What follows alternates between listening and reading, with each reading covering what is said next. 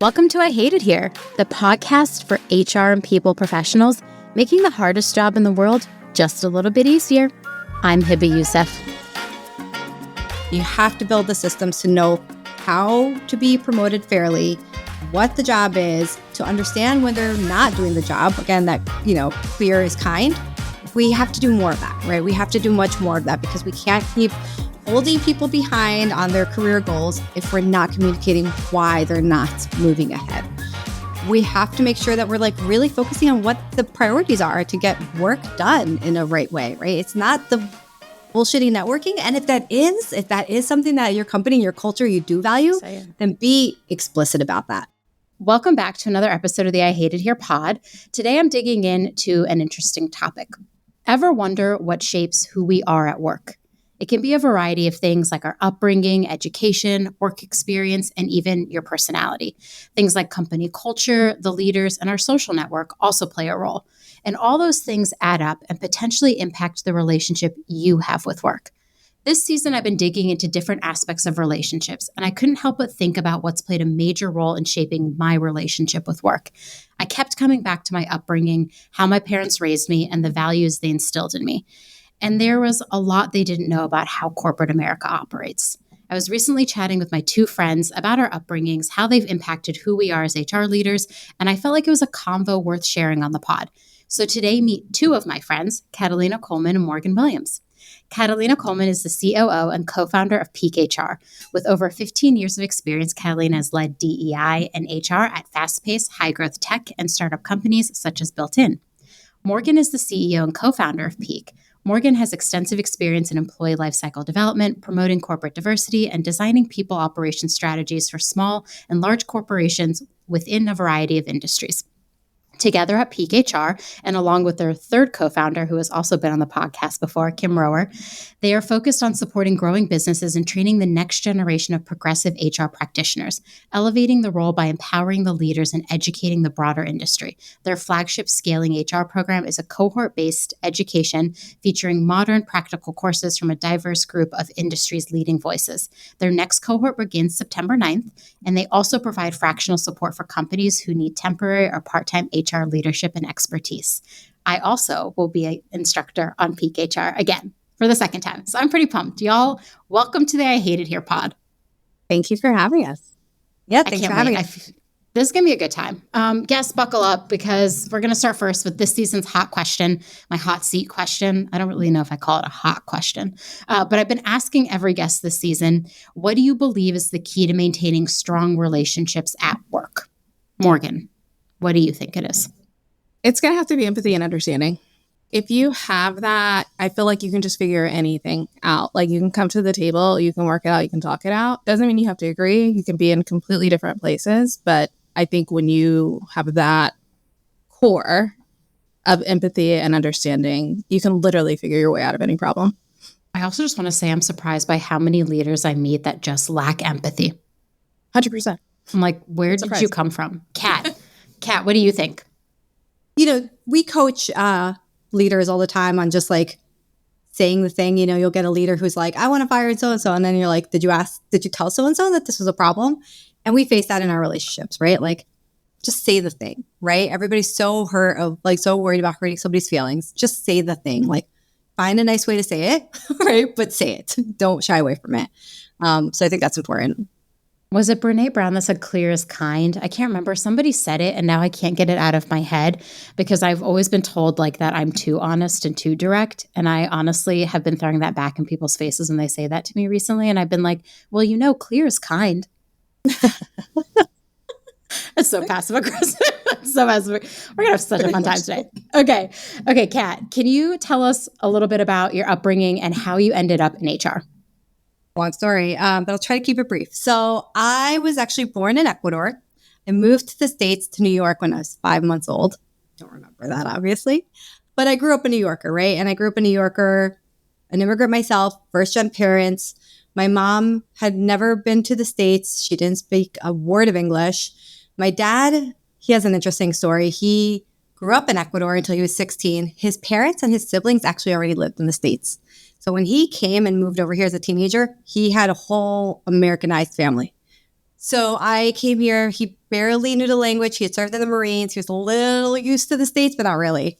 And he started his own construction business in New York.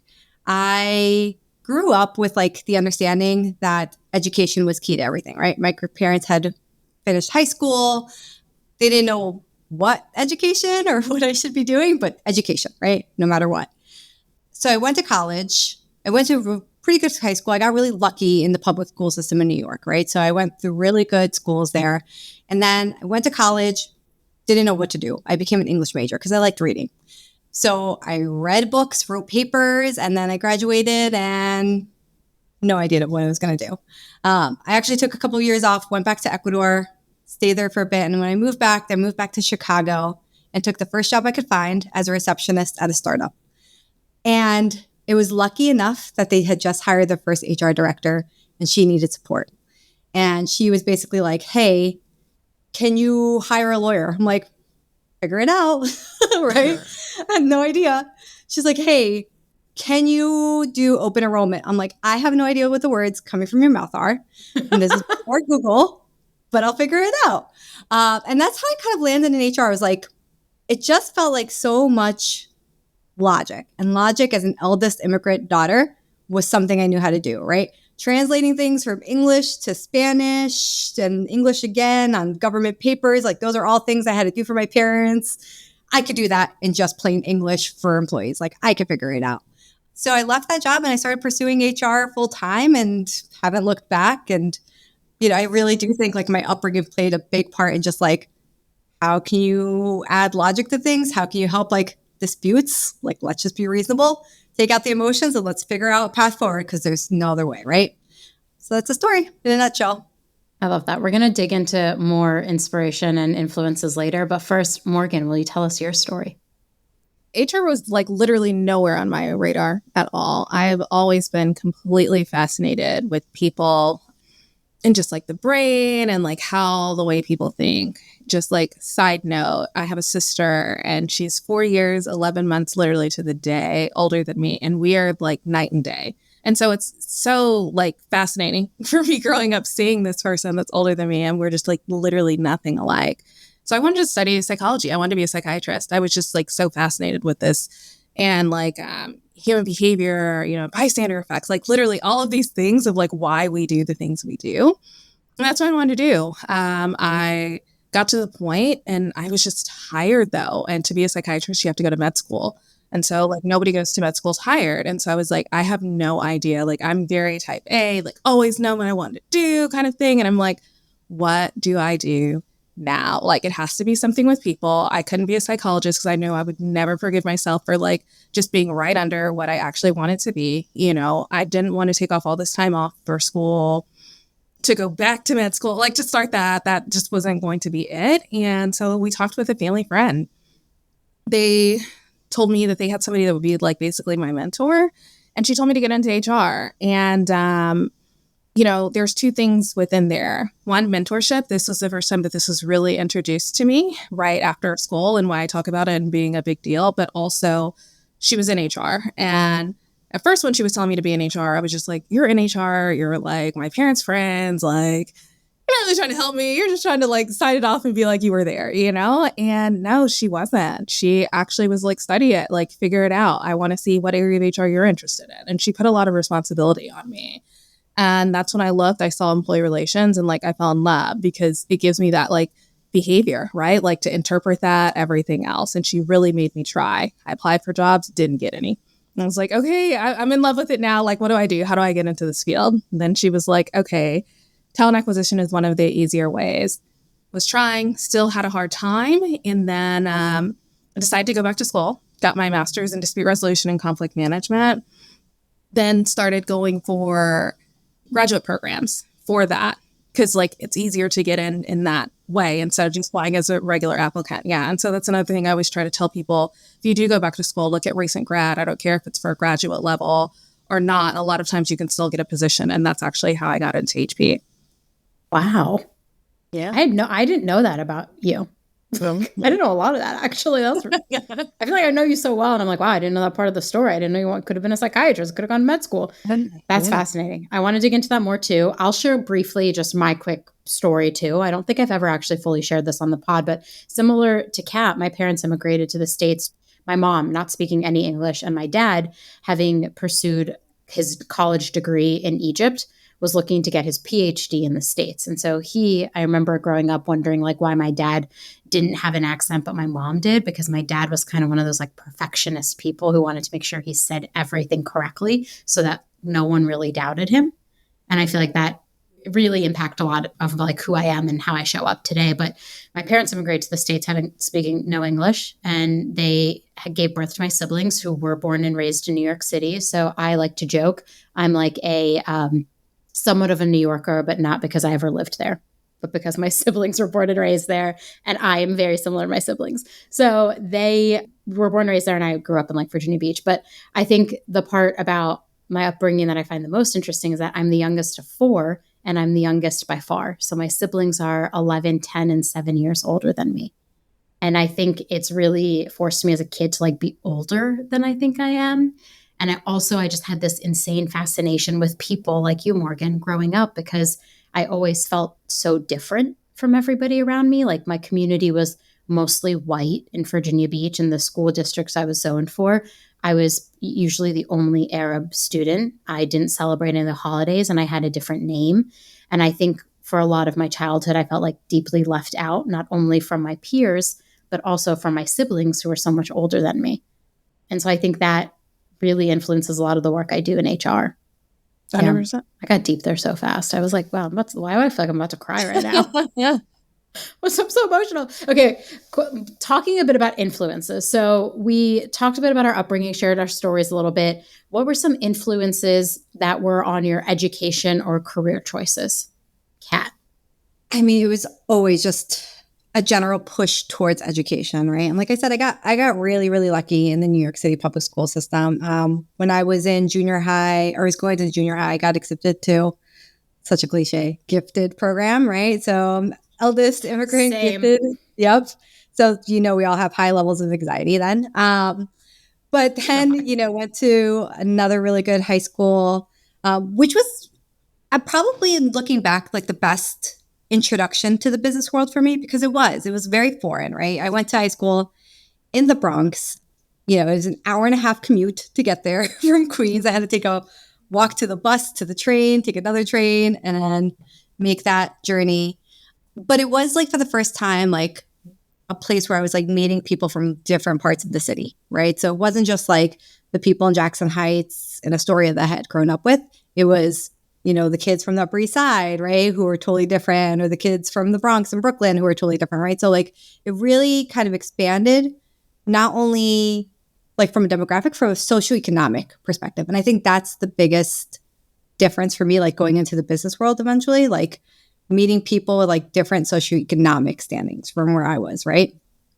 So that was like, there was always that push towards education, right? So I went to college. And like I said, like I loved politics. So I actually was thinking about being a poli-sci major, but actually studying political science took kind of like the glamour away from it, or the intrigue. It was this kind of sucks.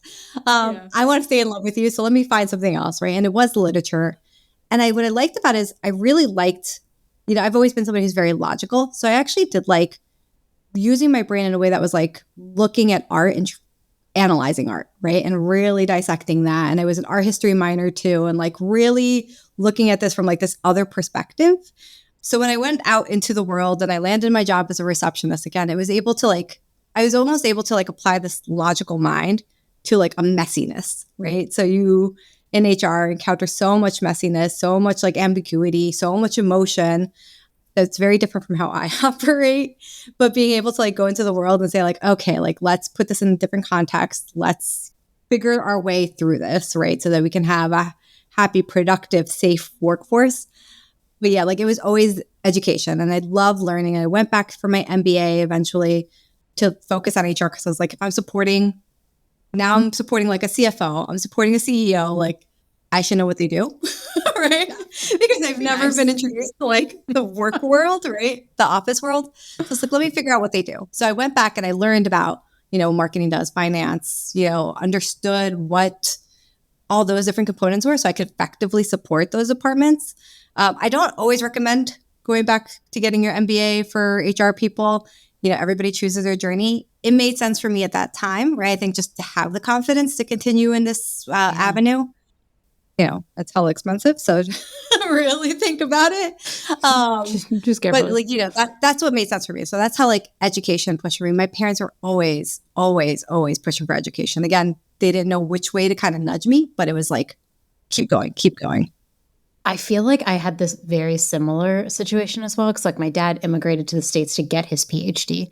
I'm in the half of my family that does not have a higher education. My mother finished her associate's degree. My brother has a master's. My sister and my other brother have PhDs. And so I feel like education was just the underlining theme in my family. And essentially my father was like, you can learn anything. And by having access to education, you can actually further your career. But then when I got into corporate America, it felt like that was just not the case. Do either of you ever observe that? Where no one cared? I do think education does open the door for people. At least it used to a lot more. I think more progressive organizations are realizing you don't need that little check mark. But I think when we were coming up, you needed it to go in. And then after that, it stopped being important, really. I think there's two components of that. I think it's one, what you were saying, Catalina, of giving you the confidence, right? You know what I mean? That is a part of it, of being able to talk about a subject, and speak about it confidently, especially as a woman.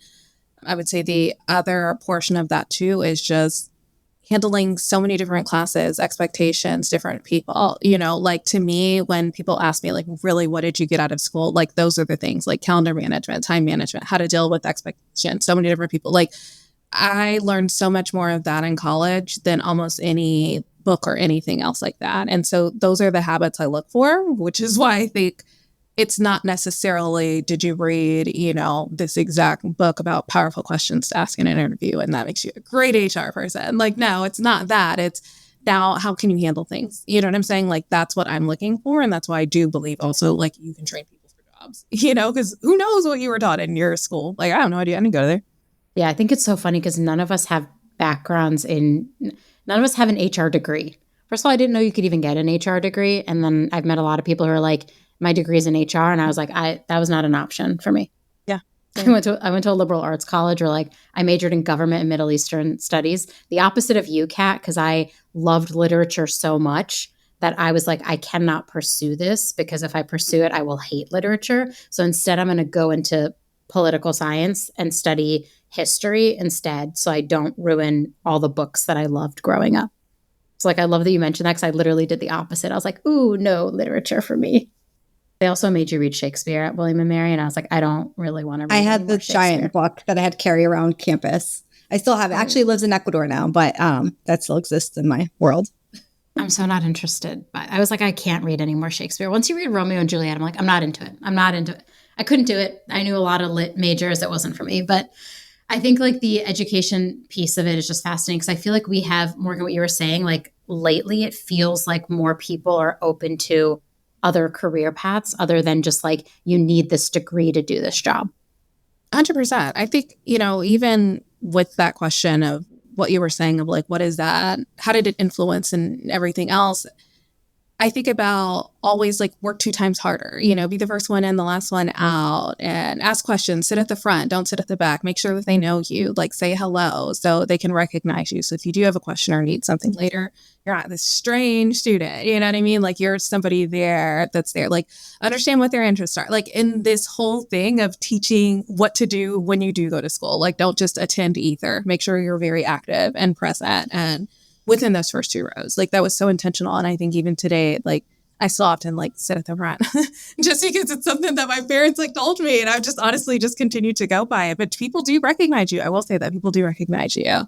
But it's all of those things of what I think of how I work. But I also think kind of like you when I got in there and I'm well, working 2 times harder doesn't give me anything in here. like, what's happening here?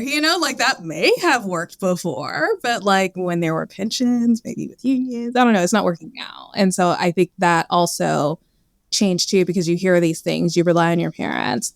I mean, my dad, he was an engineer, but never went to engineering school. He never went to college. And so people would always have this expectation about what it was like.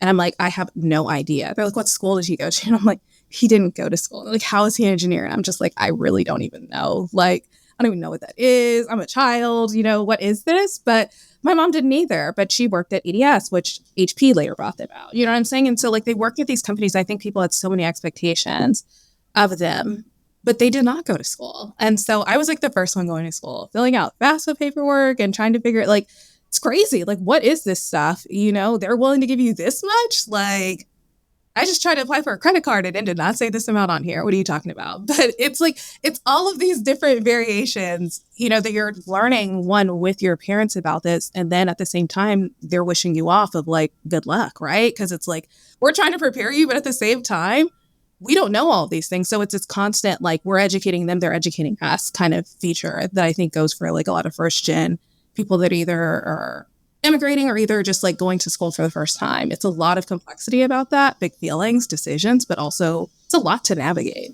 I like wish people talked about it more. I think we all started this conversation in our chat, or like the first gen thing, like first gen college, first gen corporate, like figuring it all out. I think this all started because I made that joke about how I don't know any sayings. And I like realized when I like try to say them, I fuck up every conventional saying. Like for the longest time, I thought flesh it out was flush it out, like literally all these wild things. And then it dawned on me. I was like, I don't know these sayings because my parents weren't English as the first language speakers. So like they would never use those phrases. And so I ended up in corporate America where like people use phrases and I'd be like, I don't know what the fuck I'm saying. And then I would find myself like trying to use them to like assimilate. And then I just felt so awkward because I was like, this is not natural to me. And then I would mess up the phrase. And I always felt like, especially early in my career, that I didn't talk like everyone else. It was so evident that I didn't say the same words that everybody else said. And it like really started to like make me doubt myself a lot in like my early experiences in corporate America. And so I don't know, just like in sharing that, what are some challenges y'all have faced just navigating corporate America? Some of the challenges, I think, even talking with like my family about one, like what my work is, what we do as HR professionals, trying to like get along the same page. I also realized something very different. We're sitting on different sides of the desk. I can see how much you get a year for raises and everything else. They couldn't see that. So work 2 times harder and do all of this. Well, I can see who's getting the promotions, so I can see that doesn't work.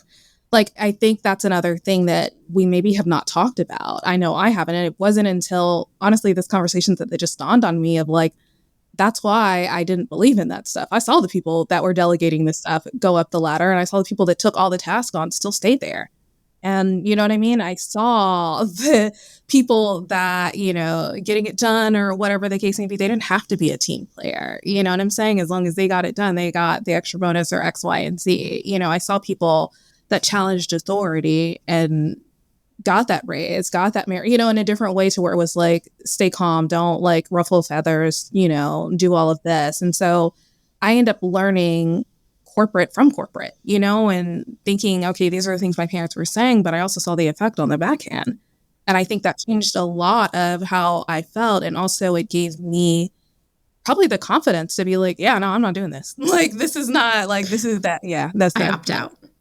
Yeah, no, I'm good.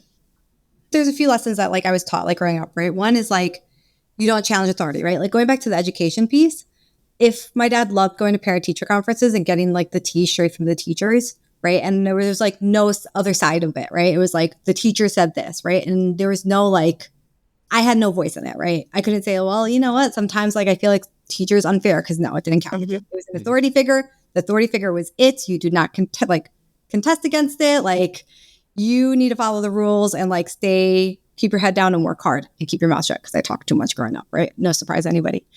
But it was like that constant reminder, right? Keep your head down, keep your mouth shut, work. And because they didn't know the value of networking. Now, in hindsight, my dad probably did because, again, he started his own contracting business. He works with like really impressive clientele. It's word of mouth, but he has to do some networking. But he didn't have that terminology, right? Or it wasn't like a concept, right? It was just something that he did. The only networking lesson he taught me, and I know we were just recently talking about this, is the handshake, right? Like the firm handshake, right? That was like the one thing. Right?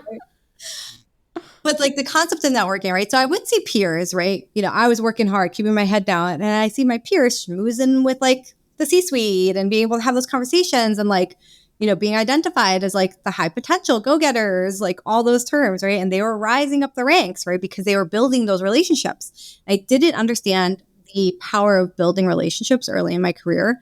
I definitely never challenged authority. I never said like, hey, I have been working really hard. Here are my achievements and here's why I should be promoted. And that still feels so natural. I kind of want to throw up even saying that, right? Like I still have that like kind of humility bug built into me where it's like, you don't do that. You don't challenge authority. Like, it's funny. I'm married to a white man now. And like, even things like, well, he'll like double park somewhere where there's like a sign. I'm like, we're breaking the rules. We're breaking the rules. Like, what if a cop come? Like, he's like, relax. We're going to be here 30 seconds. But like, it's just how I navigate as a woman, as an immigrant, as like all these things that like I was told to follow the rules so explicitly.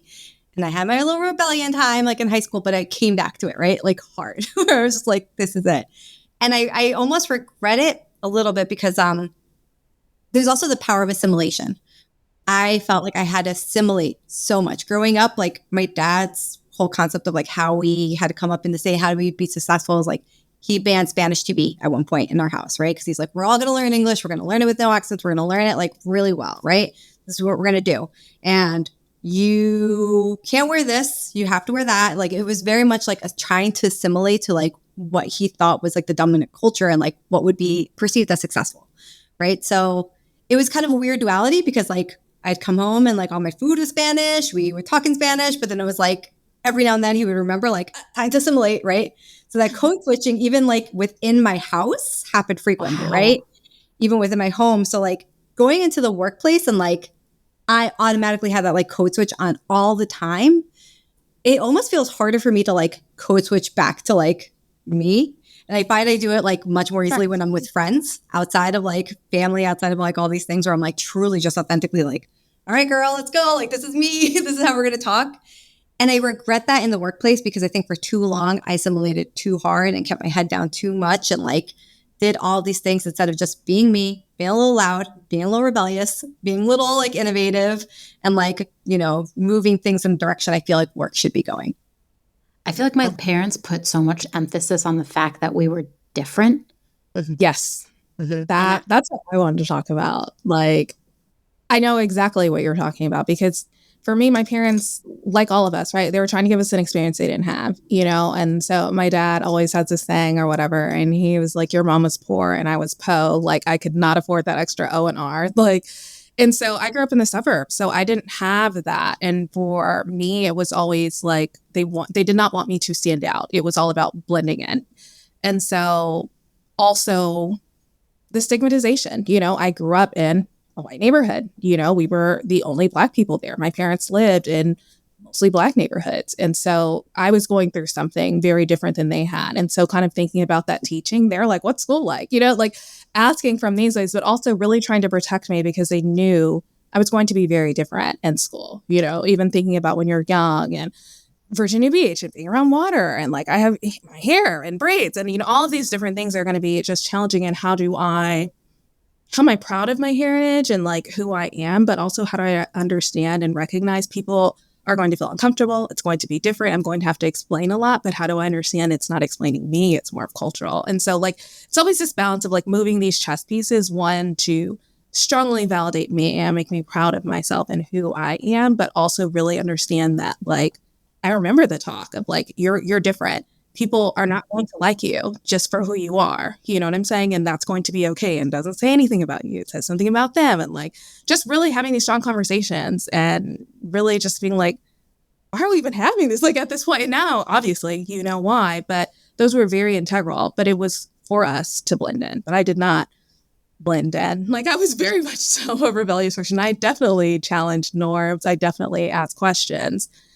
I think the thing that they didn't understand is that I was also being educated in this like education system. And I was saying through there about like violations of rights and, X, Y, and Z. And so especially being the only, I advocated, I wanted to understand, I challenged norms or like why are we doing this? Like, this doesn't make any sense to me. I mean, I'll never forget, I had this boss, was at a staffing company, and like the cultural norm there was like, everybody stays until he leaves.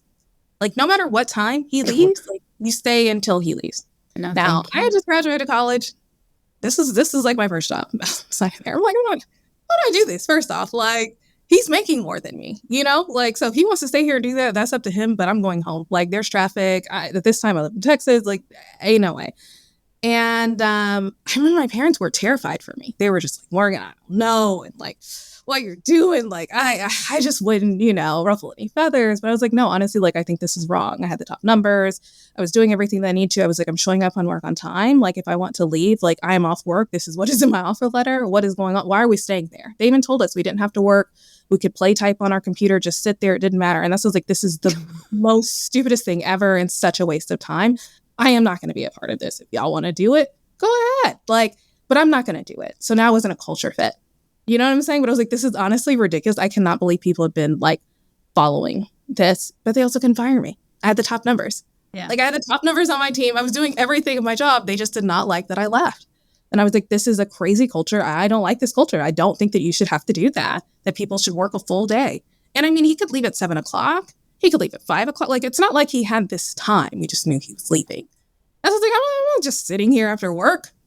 That's wild. And I'm sure, like, I feel like when I went to get advice from my parents on what to do, their advice was like, no, like, head down, do your work, like, you'll get the promotion. And I'm like, I will not get the promotion, though. Yeah. I will not get it unless I go tell them I want a promotion. And my parents were like, no, like, I think job security was like such a big thing. Like, our generation saw 2 recessions. Our parents also saw how difficult it could be. And I think my parents were like, we don't want you to struggle. Like, I think I remember very clearly one of the earliest things I told my mom I wanted to do was like be a writer. And my mom was like, oh, we didn't immigrate to this country to support you. Yeah, like, you need to pick a more reasonable career. And like, the writing can be fun, but like, it can't be your main source of income because you have to support yourself. So from an early age, I like craved that security. Even when I have felt most secure in life, I still, in the back of my mind, I'm like, oh my God, this could all go away tomorrow. And I think that's just like the fear my parents put in me. But the other part is like, my siblings are all a generation above me. And so when I was like bopping around jobs, getting like the pay bumps, the 5K, the 20K, my brother was like, stop changing jobs so much. No one is going to hire you if you change your job every 2 years. And I was like, well, I have to change my job every 2 years because I want to make more money. And you can't make it if you just sit here and they don't want to promote you. I'm not going to sit here and just not make a raise. And so I even feel like that was very different for me because I would tell my siblings like, oh, I got a new job. And my brother, bless his heart, the first thing he would say would be like, can you just stay where you are? Can you just stay at a job, please? Yeah. And I was like, no, I don't want to stay at the job. Also what they don't know, right? So it's scary for them too, right? Because they haven't navigated the corporate world. They don't know that's actually, and again, that's a lesson that took me a little while to figure out. But once you figure it out, like, that is the right thing to do. But if you share that story, I had the same reaction from my parents. They were terrified for me. They're like, why'd you do that? I thought that was a good paying job. I thought you had like security. I thought, your insurance was good, all these other things. It's like, no, I was stuck. I wasn't going to move up. And now I have, 20, 40, 60, whatever $1,000 more that I wouldn't ever have gotten there. Right. But it's just, again, it's scary to them because it was unfamiliar terrain. Yeah. But they also had different benefits. They had pensions. They were incentivized to stay. We're not incentivized to stay. I mean, even in startup, okay, cool, you can say equity, but equity could be a wash sometimes. You know what I'm saying? So like, is it, like, they had so many different things. And it's like, also they had strong unions and like they had things that were like representing for their pay raise. Now it's us like arguing, even in the HR department, of like, hey, give people pay raises. So like, it's a very different market from when they were coming to where those things were happening so natural and people didn't have to question them. And it really was show up and bide your time and get out of here and you get the gold watch, like, that stuff is gone. And that's what I was trying to say. On top of that, the rising cost of everything else, and so it was constantly, I was telling them, I was like, if I stay here, I remember like almost doing a presentation of like, if I stay here, this is what I'm going to be making. If I move right now, this is automatically what I'm going to be making. I mean, even when I moved to New York, like for a while, like I did not tell my parents I was interviewing out here because I knew that they would try to stop me for that safety complex, for that, like, you're a woman and like your family is here. I didn't want to tell them, you know? And so it was like, it wasn't until I got the job and I told them, I was like, I'm moving to New York. Like, not like I'm asking for permission because the fear, and I know it's all to protect you, right? But it's even when I wanted to be a psychiatrist. At first, my dad was like, I don't think they make any money. And so literally I remember pulling up BLS, like, this is like extreme, but like pulling up BLS and like all the salary books, and I'm like, this is the average of the income, like they make money. And that's when he was like, okay, cool. Like, you can go to school and pursue that, you know. But it was a lot of the similar conversations of making sure you're getting in a job that's going to make you money, not just being happy. Happy doesn't pay your bills, you know, from a poor upbringing. So it was very much so, I brought you to the suburbs so you can provide for yourself and give you a better handout in the world.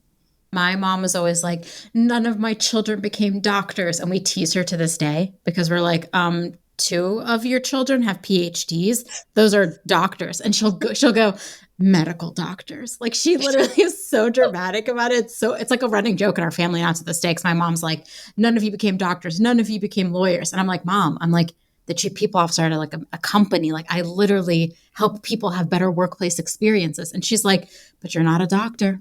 And I'm like, to this day, I still get shit for like the HR path and like wanting to be a creative, because I just think like our parents wanted so much for us. And sometimes when I sit down and really try to reconcile who I am and like why I behave the way I behave at work, I think back to like they just wanted what was best for us and they didn't know any better than what their experience. No, I was just going to say, it's just like the lack of like, again, the understanding. I remember so many HR people, right? Before I went fractional, before I started Peak with Morgan, I was laid off, right? And it was so interesting to have conversations with my mother about it, right? Because I was like looking for jobs, going through the interview process, which was nothing I've ever navigated before, right? Because before it was like, oh, HR person, you're looking for a job. Here's a red carpet. Like, here are all the things. Come work for us, please. Yeah. Whereas, you know, after this round of layoffs, it was very much like, here are 8 rounds of interviews and you have to bring presentations and fly over here for this. And then we're just going to pretend you don't exist anymore. Right. So it's really right.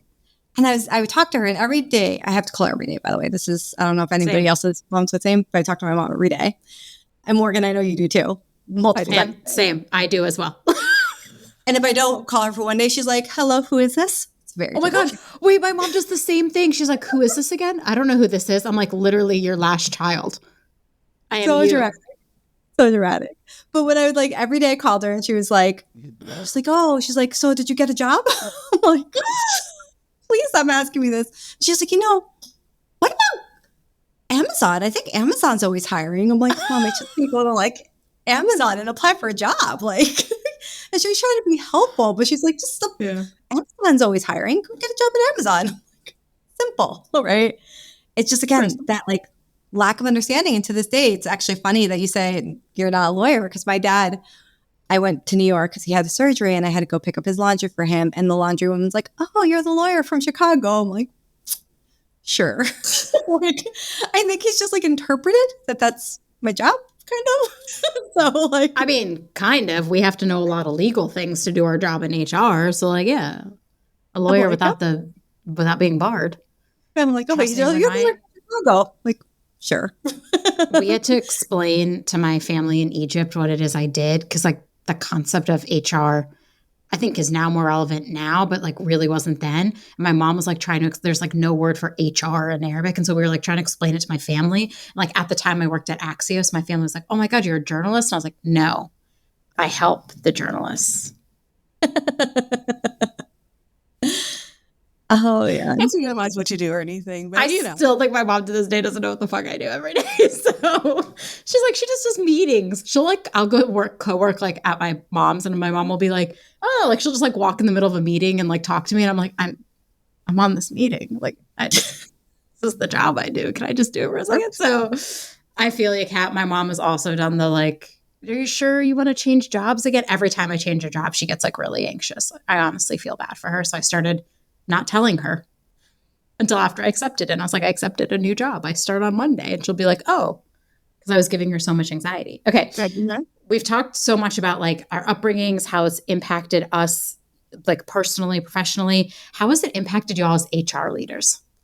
Ooh, I love this. I think because my father was an engineer without going to school, I think about that even from applicants. You know what I'm saying? Like when we think about like the potential and things like that of people, I'm much more to skew that people have a lot of potential because of my own upbringing and my family. I'm also, if you're not clear in the question, people may not understand because they may not have been around that. Kind of like how you were talking about the lingo and the jargon. So I would say for me, it's about over explaining, and like I put the onus much more on the manager or the other person instead of the employee. I don't expect them to know all these things. This may be their first job. That's on us.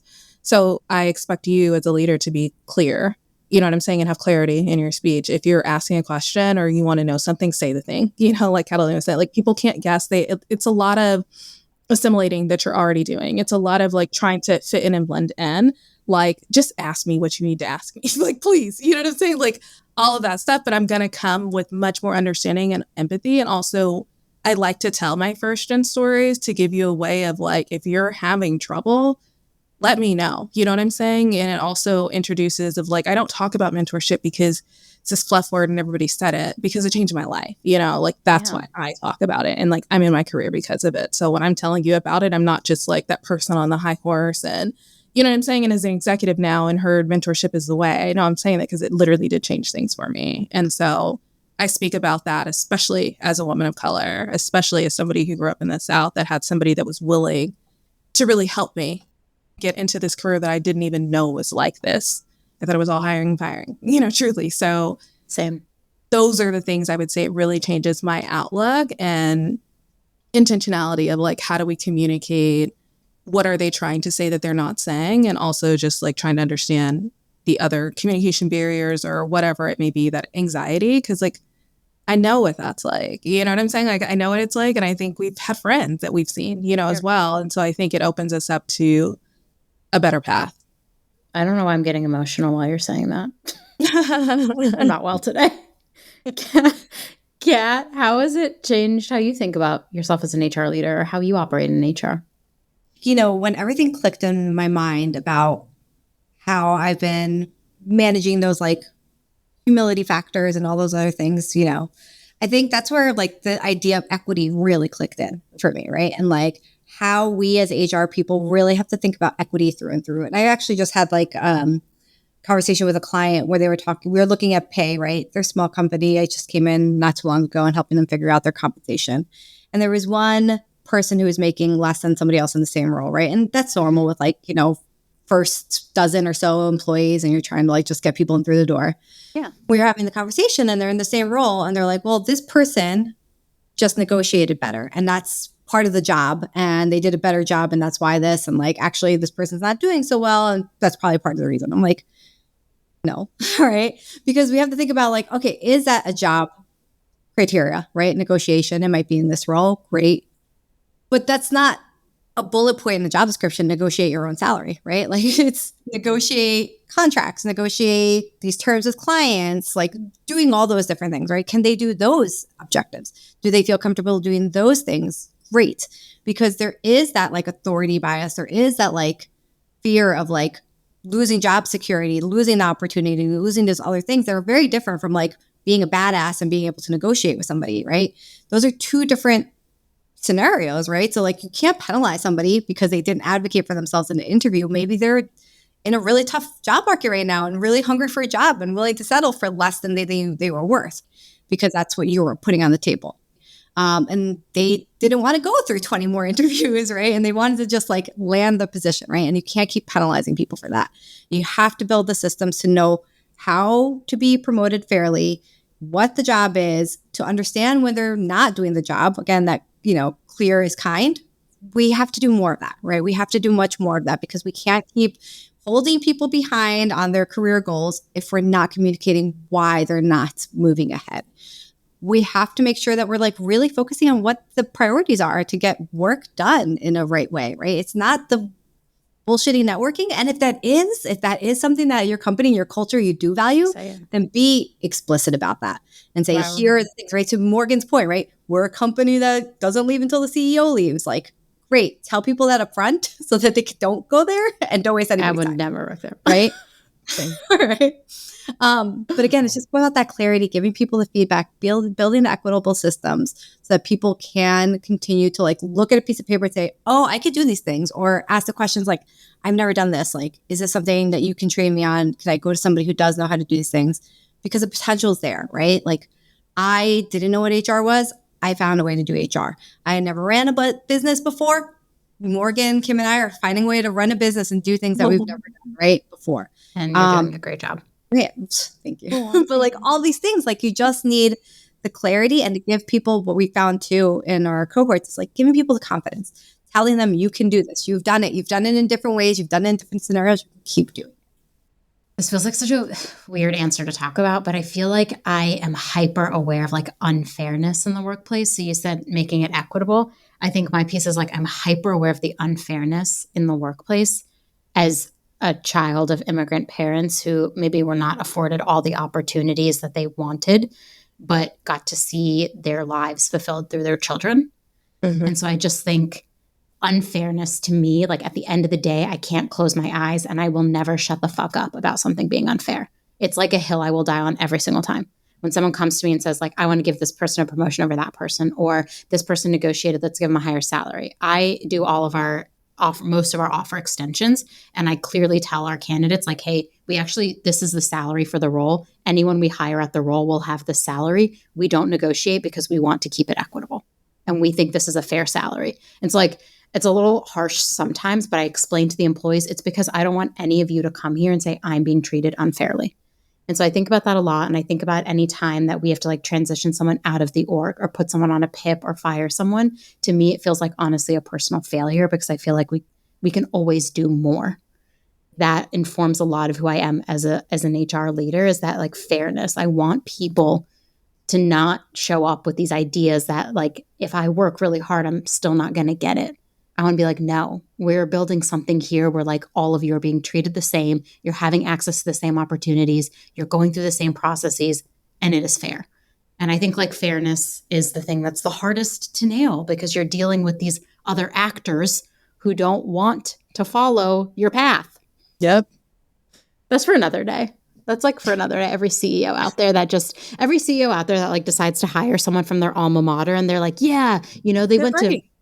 I once worked with people who were like, we can only hire people from these colleges. And I had to be like, hey, did you know studies show that how successful you are in the workplace is not actually determined by where you went to college, it's how much money you had growing up. So maybe we don't hire people based on where they went to college. Maybe we hire people based on the skills that we identified for this role.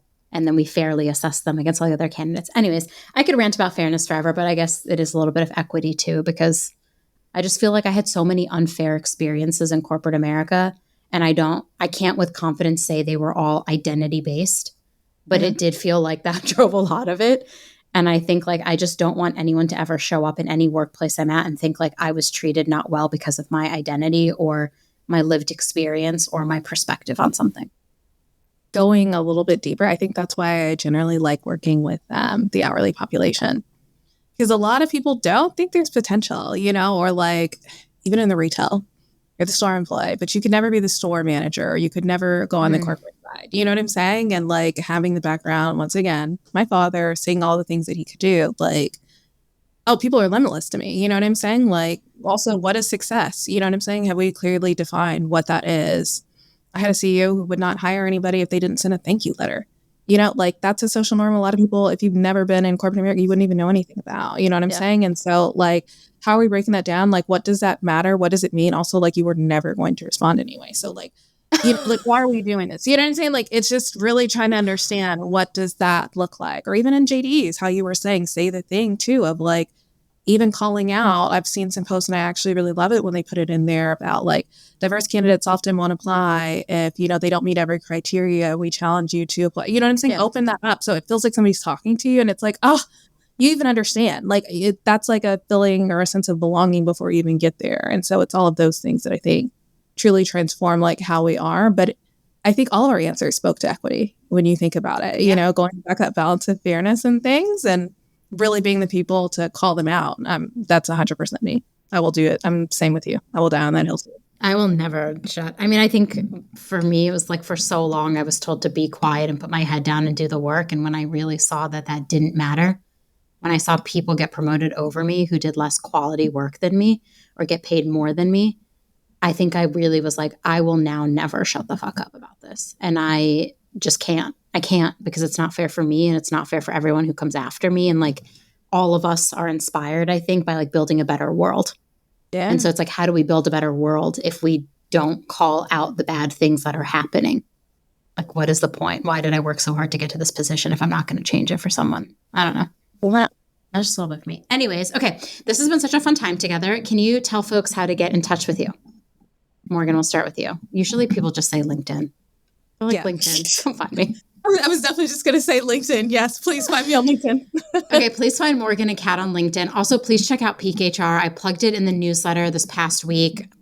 I think previous week, the one about the summer roundup, but their next cohort launches September 9th. They are not paying me to say any of this, by the way, but I'm a huge fan of what they are building. And I think that there needs to be better opportunities out there for HR people to take their career to the next level. And the curriculum you all have built with Kim is just fantastic. I only hear great things. The one session I get to do is super fun for me, but you guys have a sick lineup, like one of the best lineups I've ever seen. Thank you. We super appreciate that. Like, seriously, very heartfelt. No, y'all are killing it. I love it. Anyways, okay, thank you so much for joining me today. You all are the best. I appreciate you so much and sharing your perspectives and being vulnerable and being honest with people about like the hard lessons we've had to learn in life, navigating this fucked up world. Anyways, I'll end on a good note. Thank you, everyone. Thank you. Thanks so much for having us. Y'all are the best. Thanks for tuning in. Keep up with all the latest HR resources by subscribing on Apple, Spotify, Google, or wherever you listen. And if you love I Hate It Here, tell an HR friend. I'll see you next time.